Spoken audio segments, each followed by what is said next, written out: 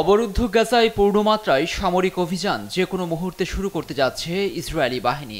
যদিও রাফা ক্রসিং সহ কিছু অংশ দখলে নিয়েছে সেনারা, তাদের প্রতিরোধে লড়াই চালাচ্ছে গাজার স্বাধীনতাকামী সংগঠন হামাস।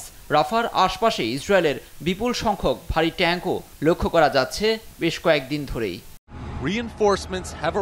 এই পরিস্থিতির মাঝেই মিশরের উত্তর পূর্ব সিনাইয়ের গাজার সীমান্ত সংলগ্ন অতিরিক্ত সাজোয়া যান ও সেনা মোতায়েন করেছে কায়রো। বৃহস্পতিবার এ বিষয়টি জানিয়েছে Sinai foundation for human rights. Middle east আইয়ের প্রতিবেদনে এসেছে, উত্তর পূর্ব সিনাইয়ের গাজা সীমান্তে সতর্ক অবস্থানে দেখা গেছে মিশরীয় বাহিনীকে।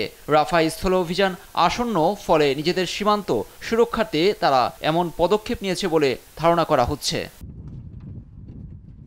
Sinai foundation for human rights আরও জানিয়েছে, 15টি সাজোয়া যান শেখ জুয়াদের গাজা সংলগ্ন মিশর সীমান্তর দিকে অগ্রসর হতে দেখা গেছে। আরও কয়েকটি সাজোয়া যান শেখ জুয়াদের দক্ষিণ আল জৌরা গ্রামে অবস্থান নিয়েছে।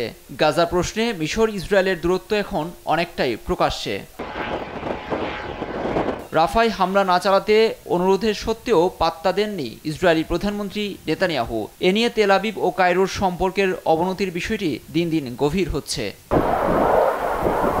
লুৎফর কবির, নিউজ ডেস্ক, দেশ টিভি।